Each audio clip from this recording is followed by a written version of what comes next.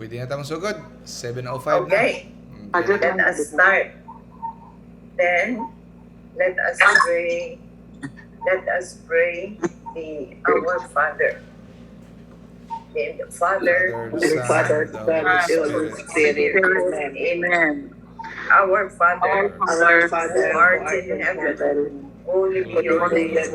Your kingdom come. Your will be done on earth as it is in heaven. Give us this day our daily bread, and forgive us our sins, as we forgive those who sin against us.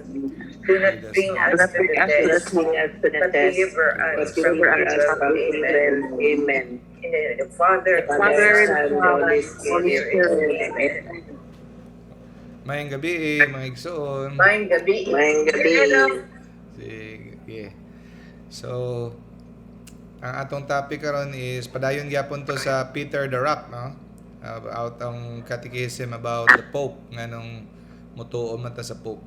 Before na, ato ta sa kuan sa gospel for today. Speaker.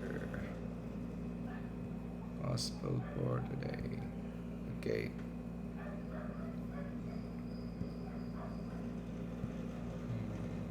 Scene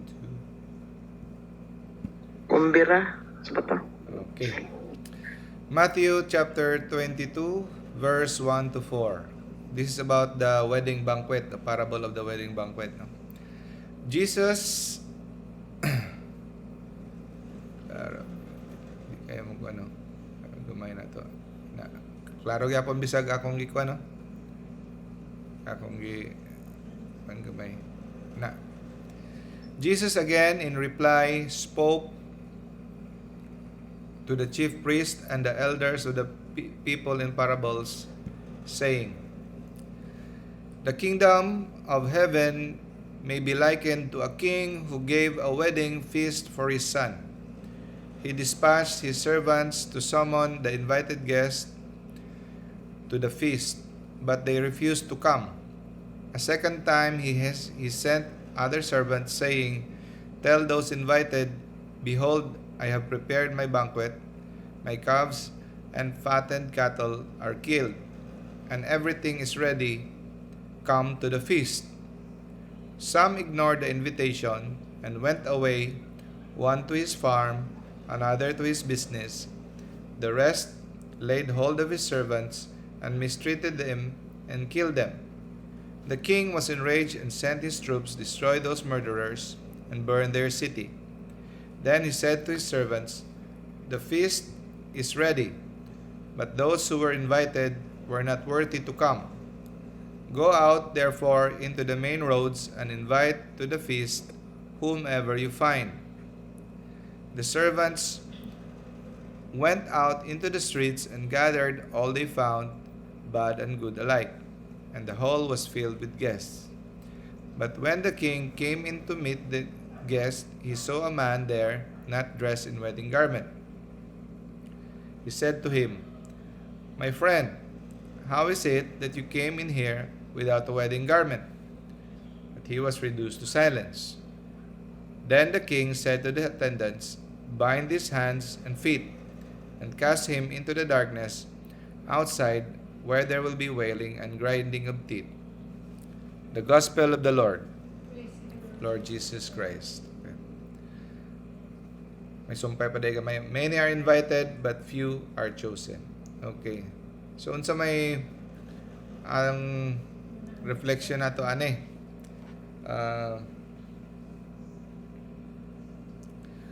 So kini nga parable, sige na nato kadungog ni Maigsoon, no?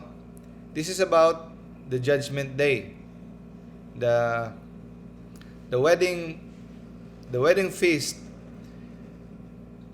Ang king ko, no? Ang father, God the Father, nag-prepare niya ang wedding feast for his son. Iyang son si Jesus, and the church is the bride of his son. Is the bride of Jesus, the church. So, ang atong pagsaka sa langit, murag kitag it's a wedding feast. We are we are wed to Christ. We are the spouse of Christ, di ba? Na ay description sa Bible that we are the spouse of Christ. We are united. We are the church. The husband is Jesus. Ang simbahan kita, gipakamatyan. Gihatag niya ang iyang kinabuhi para sa iyang spouse. This Jesus. And this is the judgment day. Tanan kita mo atubang sa Ginoo. O ang ebanghelyo, ang kaluwasan, ang offer ni Jesus iyang gihatag sa tanang katawhan, especially una sa tanan sa Israel. O ang mga Israel gi-offeran sa salvation through Jesus Christ. Pero wala nila gidawat si Jesus Christ. No? Wala nila gidawat. They rejected it. Wala nila gi-accept him as the Messiah because they are waiting. Dili nila madawat kay anak sa carpenter, kinsa man ni siya, kay lamataane, something like that. No? And then nagpadala og mga prophets, gipamatay nila ang mga prophets, mga apostles, nagpadala gipatay nila ang mga apostles. No? Mo ni ang parable ni Kwan. So duha ni ka meaning. Ang unahon nato ang meaning sa Israel. Ang second meaning is sa atong present life. Okay? So, ang unang meaning sa Israel, wala nila gidawat, ang mga prophets sa ipadala, sila pag ipamatay, mo ning gisulti diri nga, the rest laid hold of his servants, mistreated them, and killed them. So, ang servants niya mo ni mga prophets, mo ni mga apostles, mga ipadala. No? So, sa gibuhat, gipamatay sila. And these are the destruction of Israel during the year, nalimot ako, sa tuig ng destroying Israel. And then burn their city. Literally, the Jerusalem was destroyed. No? O ang salvation was open to the Gentiles. Hala, di man sila mo dawat. Ang mga Jews, di mo dawat. Adto sa streets ug pangimbitara bisag kinsa nga makita ninyo. So naga-signify ni nga gi-open ni Jesus ni God sa mga Gentiles. Kita, dili Jews, because salvation was first offered to the Jews and then it was opened to us, we Gentiles or pagans. Mao na siya. Pero bisag i-open niya sa tanan na ay requirement. Unsay requirement? Dapat nagasuot sa wedding garment. Oh. Daghang mga nidawat sa salvation ni Jesus Christ, daghang nidawat sa gospel. They accepted the gospel. But even if they accept the gospel, dapat na kay wedding garment. Okay. So it could be you belong, ang meaning ani, you belong to the Catholic Church, that garment, or it could be that garment is you have the sanctifying grace. Okay, balik ta sa ikaduha nga meaning. Meaning man to sa Israel. Meaning sa atong personal life. Meaning sa atong daily life. The gospel, the kingdom of God, the life of Christ is offered to everybody. Huh?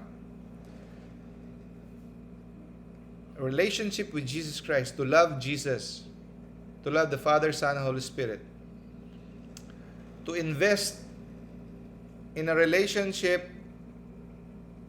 that is true, meaning you give your life to God, you serve Him, being a religious person, a religious, meaning madre or pare, meaning you become serious with your religious life. You give everything. No? It is offered to everybody. But, ang sige buhat sa uban, kay ready na. Mga ang mga baka iihaw na, ipatambok. So meaning happiness in heaven. Eternal life of happiness in heaven. Okay? At tatadere. Some ignored the invitation and went away. So ang uban, dili sila mudawat sa gospel. Dili sila mudawat. They want to become atheist. They don't want to do anything about religion. They ignore.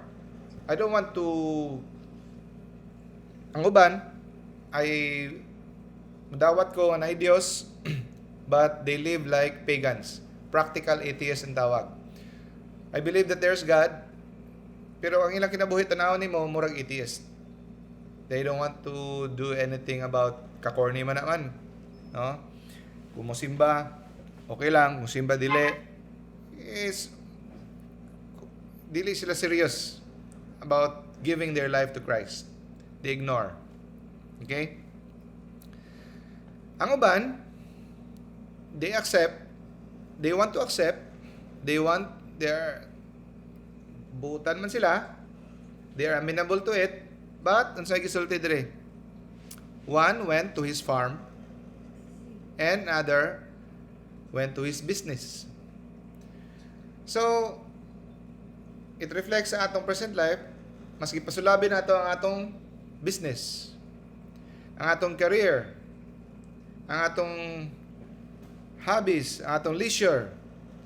God will understand, I have this business. God will understand, I have this career.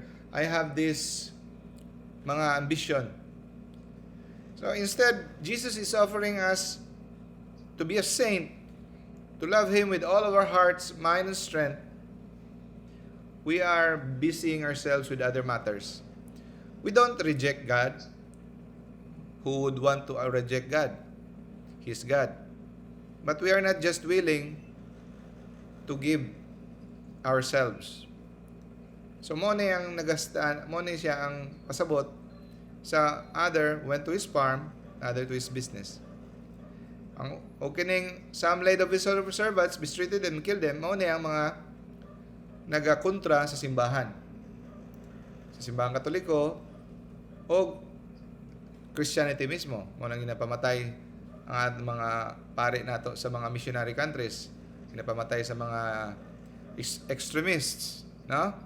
Gina-persecute, gina-mistreat sa mga mga pro-abortion, no? They are mistreated and being killed left and right karong panahon na, di ba? And then at the end of time, God will send His army, His legions of angels to destroy the devil and everything that cooperated with the devil. Ito mga wicked people, they will be destroyed. Huh? And then in the feast, even if you accept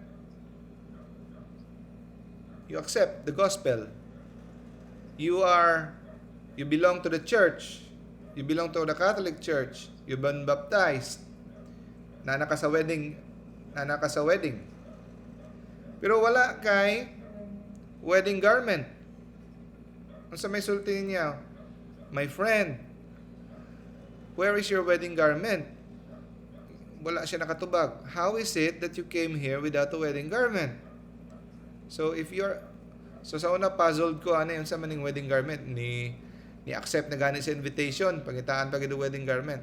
That this wedding garment, mga igsoon, stands for the sanctifying grace.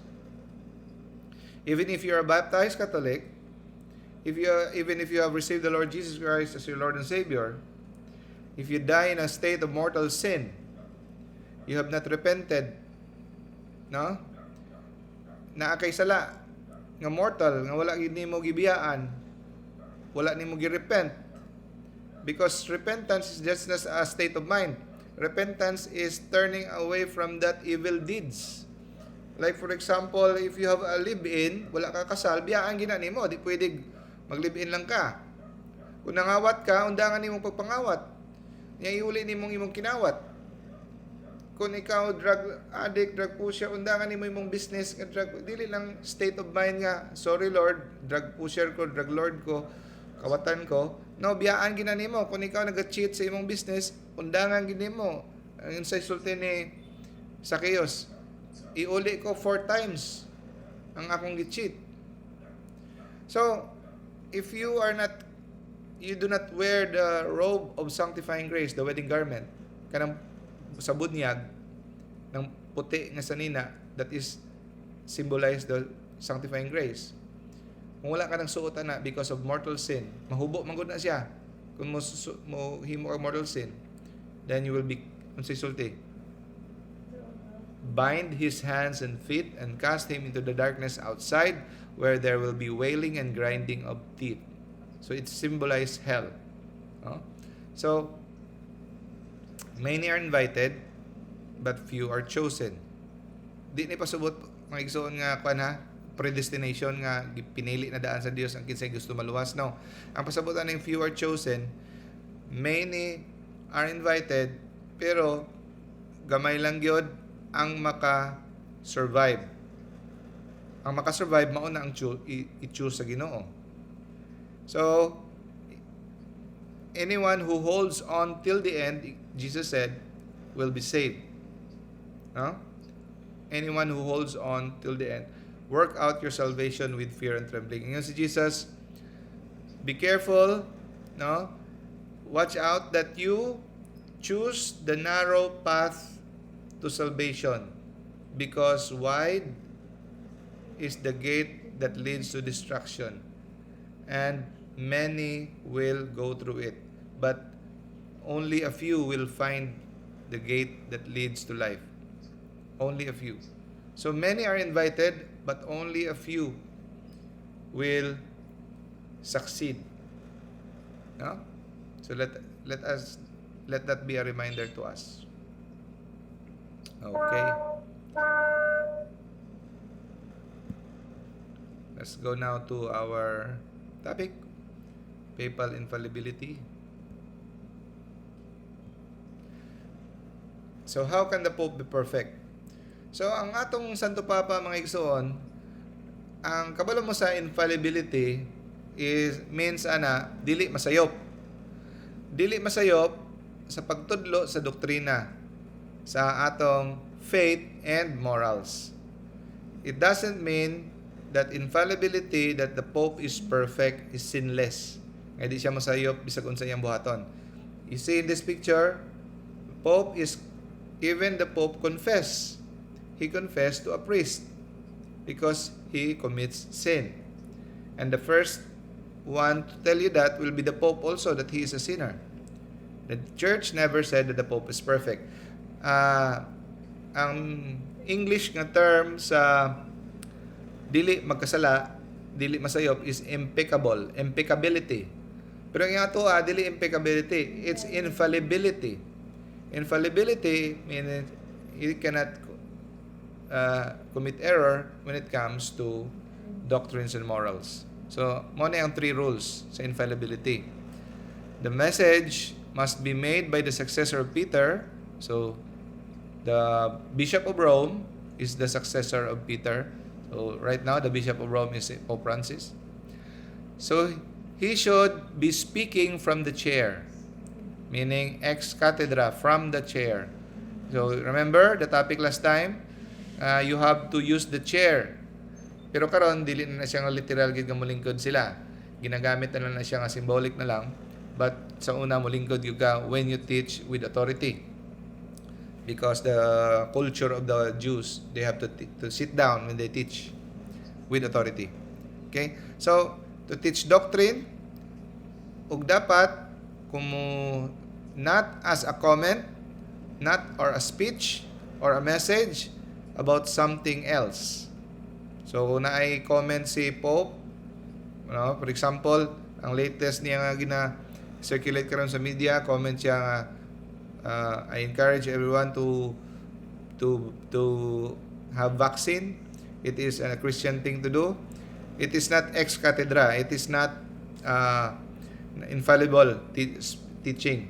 It is just a comment or a speech or an exhortation. Okay? So, wala siya nagamit sa infallibility because it does not concerned about faith and morals. Number 2, the Pope is teaching on the subject of faith and morals. It cannot be about science, economics, history, etc. So example, like vaccine, it is about science and health. So he is not an expert on that, so he cannot teach definitively. No? He depends only on the information given to him. C, the teaching is in no way a contradiction of the Bible or apostolic tradition. So dili siya pwede musungag kung unsay nasulat sa Bible o sa apostolic tradition. Mga documents, ang apostolic tradition mo ni mga words sa mga apostolic fathers. Kinsa man ning apostolic fathers? Mo ni sila ang mga estudyante sa mga apostles. So for example si Saint Lawrence katong gisugba, I think he is a direct, I think Saint Peter mismo nag-ordain sa iya to become a priest, si Saint Lawrence katong gisugba bitaw. And then Saint Polycarp, I think he is the direct student of Saint John. So kanimo ni sila mga apostolic fathers. So they have writings, Saint Cyprian, no, of Carthage, no, Saint Gregory of Nyssa. So kini sila mga apostolic fathers, they are students of the students or direct students of the apostles. Mga tawag na sila apostolic fathers. That is why they can shed light to what the apostles mean. Kung sa gipasabot sa mga apostles sa pagsulat nila sa Bible, they can shed light because makapangutan naman sila. So ang ilang writings is very important because it reflects to guide us kung unsay gipasabot niya ning mga difficult passage sa Bible. So ang statement sa Papa, sa Santo Papa, dili pwedeng musungag. Bisa pag mogamit siya infallibility when it conflicts, dili niya magamit. Okay? So meaning dili tanan nga ginasulti sa Santo Papa sakto. Kato lang kung mogamit siya ex cathedra, faith and morals, and it doesn't conflict the Bible and apostolic tradition. Okay. Ang sulti sa atong mga igsuon sa ubang mga sikta, the Pope can't be infallible because God can never use a sinful man to give an infallible definition of the word. Una sa tanan, si Peter makasasala. Nganong gihimo man daw, imposible daw nga si Peter himuon nga first Pope or the rap, makasasala man siya. Peter even denied Jesus 3 times. Diba? Pero, kung si Peter makasasala, si Saint Paul, one of the greatest apostle, na writers of the Bible, is also a sinner. He approved the stoning of Saint Stephen. Diba? He approved. He was the persecutor of the church before. Matthew, Mark, Luke, John, the writers of the Gospels are sinners. They are man. Wala may taong dili makasala. Si Mama Mary na may dili makasala. Diba? So they are sinful man. So nganong mutuo man ta sa Bible nga nasulat ani makasasala. So asa may mas lisod? Mutuo ta sa mga tao nga nagsulat sa ilang gisulat o sa taong mo inigo ra mo interpret, which is the Pope, who will guide us to the proper interpretation of the Scripture. It is much harder for God to let sinful man write inspired Scripture than to have a sinful man give the proper interpretation. Di ba? Okay, isa pag yun, ilahang contention nga si Peter daw dili infallible, wa mga siya kalakaw sa tubig. Nalunod man siya. Okay? Weak ang iyang faith. Nalunod siya. How can he be infallible? Ang tubag, at least he tried. Yeah? At least he tried. You noticed? All the disciples stayed in the boat. Only Peter tried. They just stayed on the boat. With that kind of faith, God is pleased. And mao ni atong na fail to see that even Peter sank, Jesus help him. And malimot nga gikan sa boat, layo ba pabalik sa gikan kay Jesus pabalik sa boat, layo ba? So, what would you imagine giyon sa nila pagbalik? Naglakaw silang duha pabalik sa boat. But while Jesus is holding his hands, assisting him. So, Peter's infallibility is not about the ability of Peter. It's about the ability of God. Because every time, Peter will sink. Peter will sink if without the assistance of God, di ba? So, it is not the ability of Peter per se. It is the power of God. Sa pagyod, si Pedro, gignan sa ni Jesus nga, get behind me, Satan. Oh, paano niyo na? Himuong sa tupapa, usa ka kuan, Satanas. Gitawag ba nga ni Satanas? Paano na ninyo matawag nga Santo Papa? Okay, let us analyze that.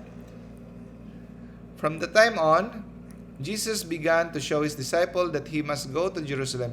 So sa Matthew 16, verse 18, na notice, this is Matthew 16, verse 21. So, a few verses before, mauman to ang confession ni Peter kay Jesus nga siya ang Messiah, di ba? And because of this, I declare, you are rock, and upon this rock I will build my church. I will give you the keys of the kingdom of heaven. Whatever you bind on earth will bind in heaven, and the gates of hell will not prevail. And then, ang sumpay dayon don't tell anyone Tapos ningon na is Jesus. From that time on, Jesus began to show his disciples that he must go to Jerusalem and suffer greatly from the elders, the chief priests, and the scribes, and I will be killed. And on the third day, will be raised. Nakuratan si Pedro. Bago ra siya gi-declare nga, upon him, the church will be built. Siguro sa iyang pagka-arisgado o sa iyang pagpasipsip, siguro, ingon siya, God forbid, Lord, no such thing shall ever happen to you. Matthew 16:22. Matthew 16:16, ingnan siya, you are the Messiah, the Son of the living God. So, sa first sentence, you are the Messiah, the Son of the living God, sa itubag ni Jesus sa iya, blessed are you, Peter, for my Father has revealed it to you. It is not flesh and blood that revealed it to you, but my Father in heaven. So, words of God ni. You are the Messiah, the Son of the living God. Pero kaning, God forbid, Lord, no such thing shall ever happen to you, it is the words of Satan. So, it shows that God can communicate to us. We can be used by God. And if we allow it, we can be used by Satan also. No?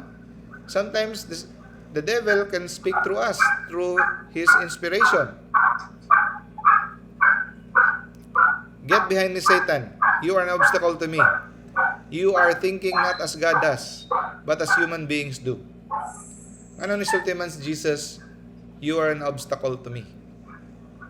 Why? Because unsa man ang mentality sa tao. Ang mentality sa tao, no suffering. I don't want you to suffer. Lord, simba ko. Kung sa Bisaya pa, simba ko, di ko musugot. Di ba? Imong master, imong Lord, imong best friend, sugtan imong mamatay, di ka musugot. So, ang iya hamurag in good faith. But he doesn't know, even in good faith, used by the Satan nga naman. Because Satan hates suffering. Satan does not want Jesus to be crucified because to redeem the world, he must undergo this. Kinanglan siyang magpakasakit. If anyone desires to come after me, let him deny himself, take up his cross and follow me. So, para sa ato, lesson nato sa atong kinabuhi, we have to welcome suffering. We have to welcome tribulation, unexpected nga mga persecution, unexpected problems. We have to welcome it. It's part of the will of God to make us strong, to make us rely on Him. Acts chapter 14 verse 22. It is necessary to go through many hardships to enter the kingdom of God. Always remember that, brothers and sisters. Sometimes we are allergic of those things. I'm still, pila na ako katuig, I'm still struggling with my prayer life.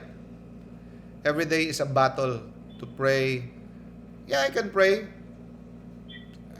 I'm sure, siguro ko, my prayer life is much better than other people, no? But I'm not contented because I want to become a saint. I want to love Him with all of my heart, my strength, my soul. So it's a battle. So it is necessary to go through many hardships to enter the kingdom of God. So kinahanglan kita mo agi ani nga hardship. We have to always be in a battle every day. So hindi ni para sayon-sayon para makaadto sa gingharian nga naman. Magpakalisod sa taron, banat sa taron, pakalisod sa ta. Kay pagkamatay na to, pag-abot na to sa langit, pahuway man ta dito, way taman-taman nga pahuway. Grabe ang glory nga gahuwalat sa ato Dire, trabaho sa ta, labor sa ta. Kapoy magtuon, kapoy mag-prepare. No? Kapoy magpuasa, kapoy magampo, kapoy tanan. Magpugong sa imuhang desires, fleshly desires, no? Lami tanaw og Netflix pero kabalo ka nga sa ang Netflix daghang kay mga kissing scene diha nga mga kamunduhan and they will just instead of tanaw nimo og Netflix, pray na lang ka kay waste of time. So imo ning ginapugngan tanan for the kingdom. Di ba atong isultihan last time? Imong ibaligya ang tanan nimong kabdangan palapalito ng lote kay na dito ang treasure because you know what awaits you. So you are not thinking like God. You're thinking as humans being do, like human beings. You don't want suffering. Get behind me, Satan. So it is the inspiration of Satan. Imagine. Remember, when Satan tempted Jesus, sa gibuhat niya, idala niya sa pinakataas ng mountain, no? And showed him in an instant all the kingdoms of the world. To you I will give their glory and all this authority. So does it ring a bell? Authority. All the politicians want authority, want power. Those worldly people want to be noticed, want to recognition, no? Ang striking dere mga igsoon, notice, for it has been given over to me. Gihatag ang tanang mga wealth diri sa kalibutan. For it has these kingdoms of the world, authority, glory, for it has been given over to me. You notice that the disciples are poor, Jesus are poor, the desert fathers are poor. Blessed are the poor because for it has been given over to me. Kinsa naghatag? Kinsa nag-allow? Of course, si God, because God is in control. That is why, do not congratulate yourself, do not pat yourself in the back kung namamayagpag ka. You are, I am financially blessed. I am always this. Siguro, God is pleased with me. Nalipay siguro ang Ginoo sa ako because of all these blessings. Wala ko naingon nga ang kung dato ka financial blessing iya ka sa demonyo, wala. But always check because Satan can give you wealth. Okay? Of course, there are a lot of kings nga dato become saint. May pero gamay ra kayo. Few na ay na queen, na king, nga mga dato, na himong saint, pero talagsara kayo. Pero, God can give you financial blessing, but dili na mao ang atong purpose. If He gives you that, naa siya mission para nimo to distribute it. Pero, ayaw sa leg, kay you are blessed with material things that God is pleased with you. Because Satan can give it to you. And I give it to anyone I please. Muna isulti ni Satan when he tempted Jesus. So, let's go back to Peter. So now it's true that Christ once called Peter Satan for trying to stop the crucifixion. And he knew Peter would later deny him at his trial. Kabalo man siya. I-deny siya 3 times. But remember this principle. God doesn't call the perfect, but He perfects the person that He calls. No? He doesn't call the perfect. Si David, di ba to perfect? Makasasala man to. No? Shepherd boy. Kung kinsa to sila ni Gideon, kung sa sulti ni Gideon, ano, ako may pilion nimong, ako may pinaka-unworthy sa tanan. So kato mga pinaka-unworthy, may pilion niya so that His glory will be shown. Remember,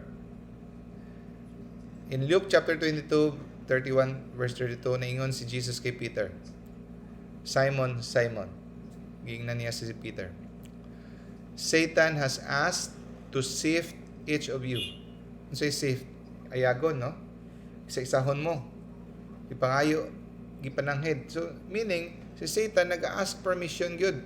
Tanan nga mga persecution ni Satan, mga harassment niya, iya ginang ipananghid tanan. God is in control. Remember Job, nananghid si Satan. Satan has asked to sift each of you like wheat. But I have prayed for you, Simon. Meaning, special gid si Simon, si Peter. Special. I have prayed for you that your faith will not fail. Kamong 12 disciples, gipangayo sa demonyo. Pero I prayed for you that your faith will not fail. And when you have turned back, strengthen your brothers. Gipredict na niya nga makasala si Peter. Because, and when you have turned back from backslide, strengthen your brothers. Jesus prayed only for Peter, that his faith will not fail. Only for Peter. Jesus even appeared to Peter first after the resurrection. Of course, si Maria Magdalene ang nauna nakita. Pero sa 12 disciples, siya ang first nga nakita. 1 Corinthians chapter 1. On the third day, according to the scriptures, and that he appeared to Cephas, and then to the 12. So, una kay Peter, and then to the 12. Acts chapter 2, verse 14. Sa Pentecost, no? Diba? Kabalo mga nagsulti sila sa kailaing mga language, tapos yung mga tao nagsulti, unsa naman sila? Are they drunk? No? Because parang they speaking in tongues. And then Peter stood up. Who stood up among the 12? Peter stood up. Among the 11 di ay. Matay naman di ay si Kuan. Limot ko. Matay na si Judas. He raised his voice and addressed the crowd. Fellow Jews and all of you, etc., etc. And then, Peter continued, repent and be baptized, every one of you, in the name of Jesus Christ for the forgiveness of sins, and you will receive the gift of the Holy Spirit. And the promise is for you and your children. So, a little comment lang, digress lang tagamay. That's why we baptize children. Because, ang ubang mga sikta, dili mo sila mabaptize, kaya wala ko na sala. Kung sa silta ni Jesus, do not prevent the children to go to me. Di ba? And then, ang sulti niya, repent and be baptized because you will receive the gift of the Holy Spirit. And this promise is for you and to your children. So, ma-receive sa imong ninyo o sa mga bata. Sa mga bata, ginabunyagan nato. Ang uban, ang mga sikta, di sila mabunyag. Tungod, umot sa ilang rason. Kaya wala ko nung isala. Pero wala sila na tuo siguro sa original sin.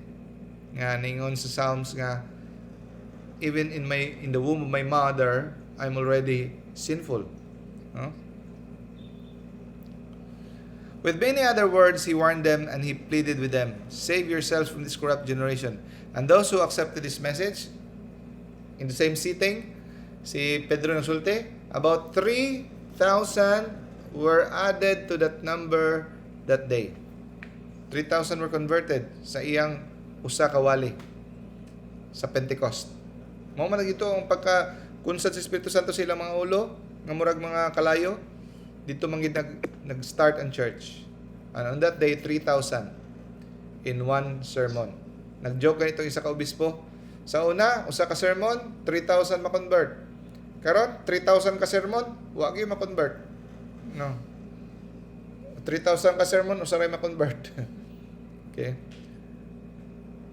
So the Holy Spirit is the one that superintends the mouth of Peter. No? So from that day, when Jesus assigned Peter to be his representative, to be his deputy, he meant to superintend the mouth of Peter with the Holy Spirit, because Jesus said, I will be with you until the end of time. No? I prayed that your faith may not fail, and when you have turned back, strengthen your brothers. So that is why, when you have turned back, gi-set aside gid ni Jesus si Peter, o pangutana, Simon, son of John, do you love me more than this? You know, I love you. Feed my lambs. Again, second time, do you love me? Yes, I love you. Shepherd my sheep. You notice, shepherd my sheep. But who is the only shepherd? Jesus. He is the good shepherd, the true shepherd. But why is he making Peter shepherd? Because there's only one shepherd and there's only one rock. Jesus is the cornerstone. Jesus is the rock. No? Pero nganong gihimo man niyang rock si Peter? Gihimo man niyang shepherd because Peter is just the representative. Peter is united to the true shepherd. Peter is united to the true rock. He is just a representative. No? Feed my sheep. So siya ra gyud ang gisultihan nga feed my sheep. Shepherd my sheep, feed my lambs. Take care of them. So Peter clearly was given a special assignment. So the big question is, if kung dili gid sila motuo nga si Peter ang rock, why did Jesus bother to change Simon's name into rock in the first place? Sa ba na, chika-chika lang, char-char lang, ay change lang ako imong ngalan into rock, but with no purpose. He purposely made Simon's name into Peter, into rock, because he wanted him to be rock. Okay. Next is, Peter was opposed by Paul. Kabalo mo ang i-oppose ni St. Paul si Peter? Si Peter manggod, wala siya ni kuyog sa mga Christians bitaw nga wala natuli. Kay nahadlok siya nga makontrahan sa mga grupo sa mga Jews nga Christian nga gusto nga dapat tuli. Kay di ba mga Jews mga tuli gina circumcised. So mga bag-ong Christians di naman tuli, mga Gentiles man. So para mapakisama, para dili ma-scandalize, wala siya ni kuyog. Nakita man ni Paul, sabaan siya. Unsa man ka? Abi na kog Jew ka, pero nganong murag di man ka Jew ang imong kinaiya? Nanalaw man ka. Okay. So mo na ang contention sa ubang sekta nga si Peter nakahimo og sayop. So dili siya infallible. Sayop siya. Okay, what is the explanation? Explanation is this. Ang error ni Peter adto is an error in behavior, not teaching. Do you know that in the past, especially in the medieval times, na ay mga pope nga corrupt? Yes. The pope na ay mga fornicators, na ay mga pope nga gahaman, na ay mag-excommunicate sila. Daghang mga pope nga corrupt during medieval pope, especially Pope Honorius, Boniface, napay mga kan. So, sa history, no? So, they can have an error in behavior because they can be sinful, but they can never teach error. Never in history sa 260 plus ka pope nga nag-teach og heresy. Never gyud. Because before ang pope maka-declare og teaching, ginamitingan pa sa ecumenical council bishops of the whole world. it will pass through pila ka mga kung sa pa revisions, mga editing o mga fine tuning, no?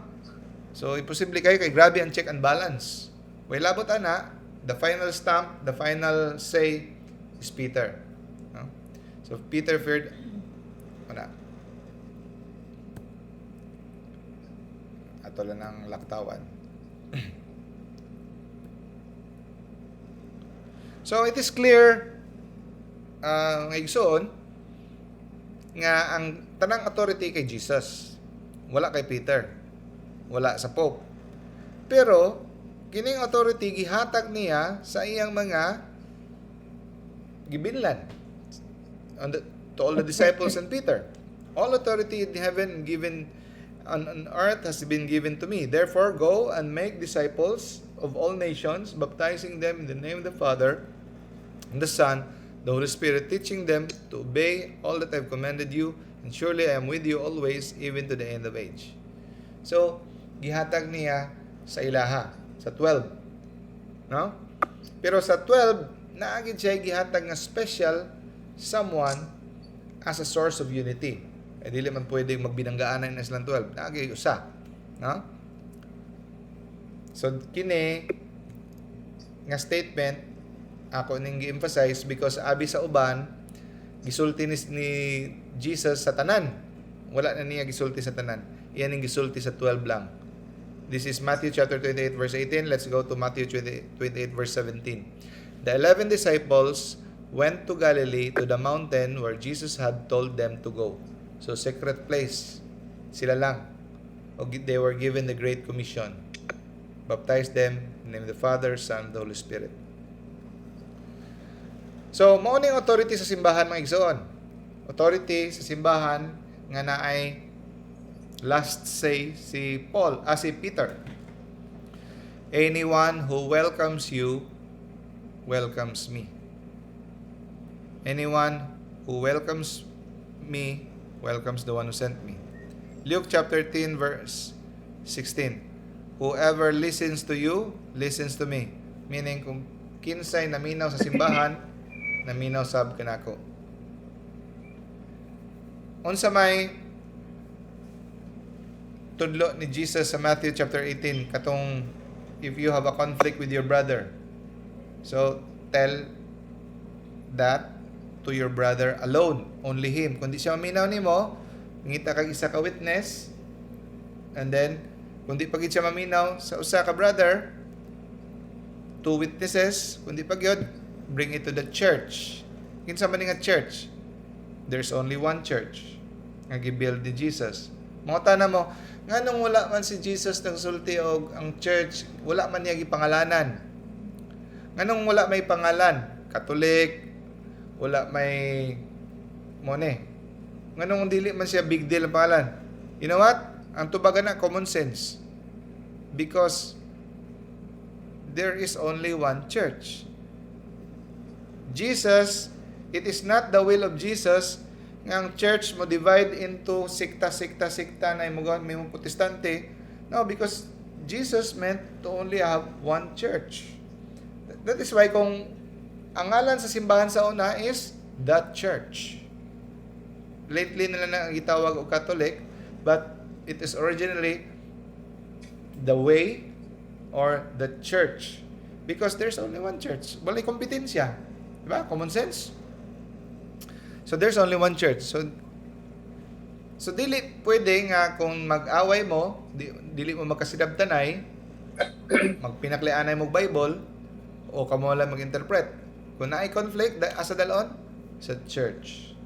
And I tell you, whatever you bind on earth will be bound in heaven.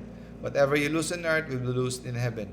So giulit niya kung unsay gisulti niya kay Pedro sa mga apostles, no? So Jesus is the Jesus chooses one as the visible head, the source of unity. Okay. Ang objection sa uban, when Jesus said, I give you the keys of the kingdom of heaven, Jesus gave it to everybody. Okay, what is the answer? Here is the answer. If Jesus gave the key to everybody, then He gave it to nobody. You make the statement of Christ meaningless. Di ba, brothers and sisters? If mayon ko kamo tanan first honor, then walay first honor. Kung mayon ko kamo top 1, walay top 1. If mohatag ko tanan kamo Yahweh, di wala na in charge. Ngano naghatag pa man kog Yahweh sa inyong tanan kung mohingon ko kamo in charge, ikaw in charge, puro kamo tanan in charge. Pareho sa military. Naginay general. Gubot at tumagira way general walay of commanding official. Isa lang kabuto dagan tana pinagustuhan na ng uban asa. Basig mo kuyog pa nas kontra. Mo nang naay general, naagi hierarchy. How much more the Church of God? God is a God of order. So naagi hierarchy. No? According to the scripture, Christ founded a visible church that would never go out of existence and had authority to teach and discipline believers. And St. Paul tells us that the church is the pillar and foundation of truth, not the Bible. Wa kay mabasa nga the Bible is the pillar and foundation of truth. It is the church.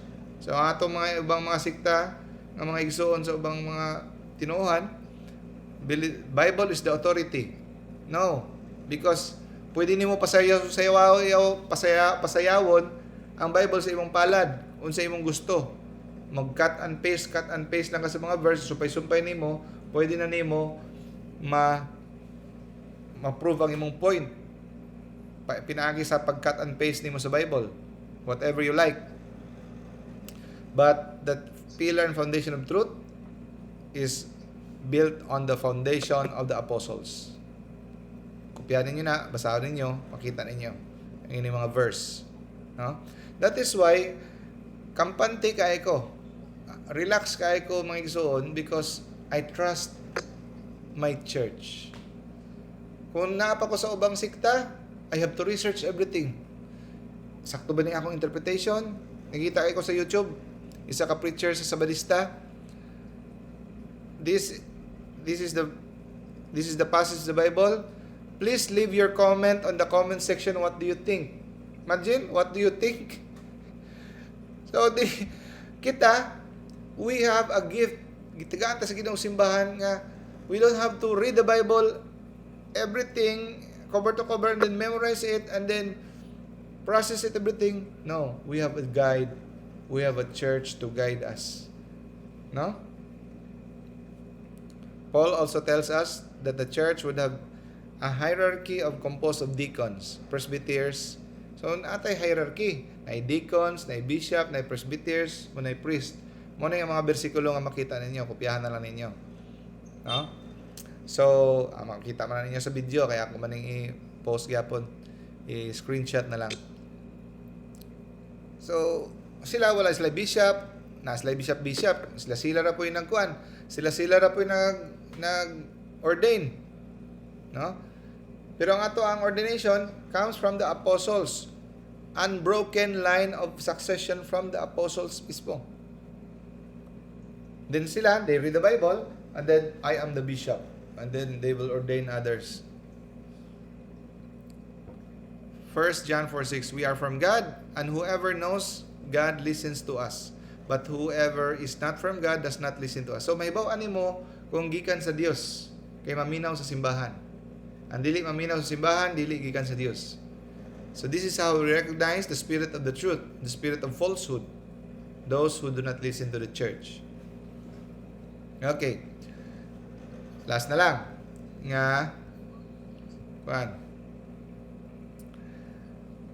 Kabalo mo sa Council of Jerusalem, the first ever council, naman tayo Vatican Council, Vatican I, Vatican II,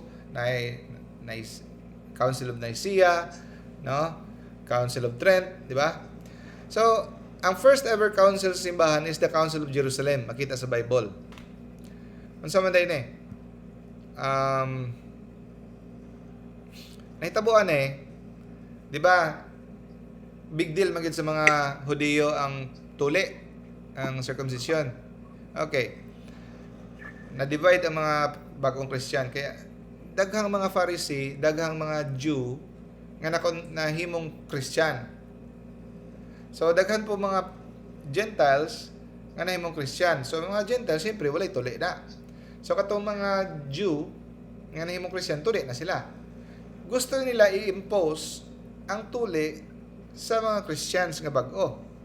So naglali sila. Kinanglan para mahimo kang Christian dapat katuli. No? So karon sa ato ang panahon, optional naman ang tuli. Ang atong rason ng patuli ta medical man na, medical reason. Pero sa ila religious 'yun. So mo ning gitawag ng mga Judaizers. Mga Judaizers, pilit gihapon nilang i-impose ang Mosaic law, ang law ni Moses sa Christianity, which is dili na dapat. So nag-cause din og bikil o gubot o confusion. Dako nga confusion. Unsa ba gyud dapat bagid tulion, dapat ba dili? Unsa man eh. And even Saint Paul and Barnabas could not settle the confusion. They could not settle it. It's so big. Dako na kaayo. So ano sinahitabo? So certain people came down from Judea to Antioch and were teaching the village. So Paul and Barnabas were appointed. Gina-appoint sila along with some other believers. So ingana na ilado si Saint Paul pero di niya masolve. Wala siya authority. So gi-appoint si Barnabas ug si Paul along with some believers to go to Jerusalem. Inaman dito ang center pa, church, to see the apostles. Meaning, the apostles are the authority. Si Paul, dili man siya part sa 12 apostles. Si Paul, bago ra man siya ang apostle. So they have to go to Jerusalem to see the apostles and elders about this question. So muna ni sila karon ng present bishops or cardinals. So meaning nanay church nga naporma. Nanay authority. Nga dili sila makapataka-taka o desisyon on certain matters. And when they came to Jerusalem, they were welcomed by the church and the apostles. Si St. Paul, and elders to whom they reported everything. So ako lang nagipang shortcut, dili ni sa tanan nga part sa Bible, gipang putol na ko pa di taas. Then some of the believers who belonged to the party of the Pharisees stood up and said, the Gentiles must be circumcised and required to keep the law of Moses. Etc. Blah, blah, blah, blah, blah, blah. And then, the apostles and elders met to consider this question. Naghadol, nag-meeting. After much discussion, Peter got up and addressed them. See? Now you see that Peter established his authority. No? Peter got up and addressed them. Therefore, we have, so muna to yung sulti, no? Taas-taas na, and then blah, blah, blah, and then kini, is the summary. Therefore we have sent Judas and Silas. Judas, dili ni nga Judas nga pa na. Judas Iscariot, Tadeus siguro ni. Judas Tadeus. Who themselves will also report the same things by word of mouth. For it seemed good to the Holy Spirit and to us. So they are guided by the Holy Spirit. No? To lay upon you no greater burden than is essentials. Acts chapter 16 verse 4, and they traveled from town to town, kunon say verdict sa mga sa elders and apostles, which is na approved ni Peter. Then they delivered the decision reached by the apostles and elders in Jerusalem for the people to obey. See? Diha pa lang, sa Bible pa lang makita na nato nga naanay structure ang church. Naana sila'y hierarchy that they have to respect the elders. Now, kinsa man nga church, mo ani nga church nga nagpadayon hantod karon. Wala ni nagpasabot nga mo abli lang kag Bible and then mo form ka og pila ka tawo, 5, 10 mo, church na mo. And then this is the church nga gisulti sa Bible nga tell it to the church. No, that is not the church that Jesus established. just because you open the Bible and then you read the Bible, then you form a church? No. The church is the one established by Jesus. Oh? So that's it. The infallibility. Okay. Last mo ni siya, mga igsoon, ang last slide.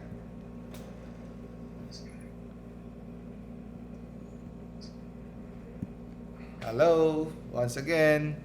Uy, si Sis Ami, niya. Michael. Si Brother Michael. Hello, Sis Ami. Oh, nakaka sa adobo, ha? Nawala si nades Tita Esther. Okay. Si Sarah, hello. Si Brad Brian, wala. Hello, good evening. Hello, Brother Yeah. Michael, Brother Glenn, Brother Sis Kate, Sis Terry. Okay. So before ta mag-pray, naamo yung mga kuan diha, prayer request kay para kung mag-ampo ta sa ato mga balay tagsa-tagsa, ma-appeal ang inyong mga pag-ampo. Naamo yung mga prayer request or kuan pod, basig na po yung mga nakita diha nga mga talabangan gusto niyo tabangan, pwede po ninyo i-share. What I mean is, basig na yung mga silingan, kinahanglan ng tabang, tapos dili niyo makaya ang burden, mga imong chip in, pwede po nato na mahimo sa atong grupo. Na ako'y isa ka kwandere para na po i-use ang atong grupo. Walay prayer request? At then, special prayer for Lawrence kasi nag-positive. Si Kuya Lorenz? Abi na ako, humana sila. Si Lawrence lang karon nag-sore throat. Positive. Okay. Sa Michigan? Sige. Okay.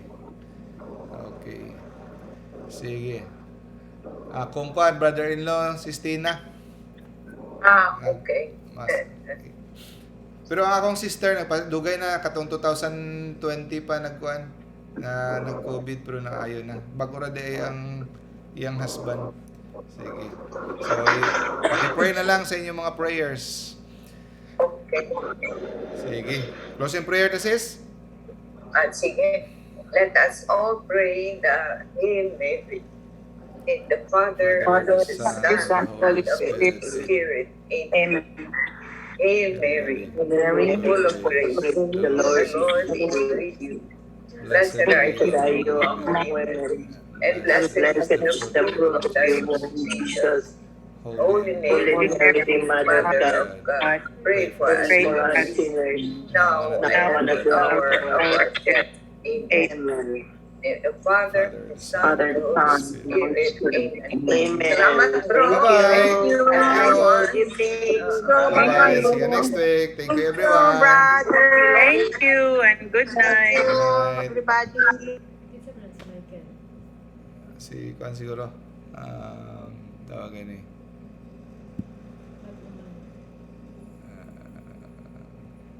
Si Michael bakal to siguro. Kinsa ka to, Michael?